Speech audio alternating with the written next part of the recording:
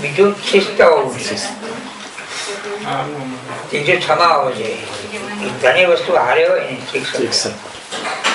આ તો રોટલા ખાતા હોય, પગાર આવશે પછી ખાશું નહીં, દરેક વસ્તુ સાથે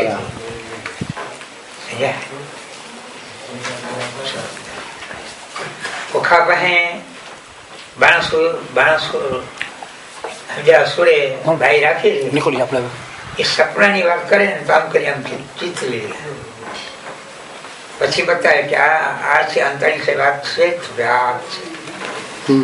એટલી બધી કરે એટલે રોટલામાં જોઈ થાય, દાળ ભાત શાક સમા રોટલામાં જોઈ ક્યાં રખડી માવતો ને ખબર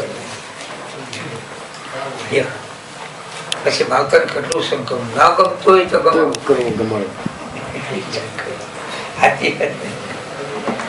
પછી છોકરા બહુ તાણીને કહે તો કેમ ભાગી જાય તો હું કે ભાઈ આપણે એમ કે છોકરા કઈ તો છોકરો તમે તમારે સમજો છે ને વાતમાં પાછું આપવું કર્યો તો આપણે ખબર ના મન જાણતો વિશ્વાસની દીકરી કે દીકરો કર્યા મન જાણતો અને એમાં સન છે. પણ જે સાંભળીને આવે ને મને ઘણા કીધું કે દેખો તમને હું આ વેમેલા હું જે કરું ને સરસ મારી જ્યાં છોકરી છે મારે ધ્યાન રાખો.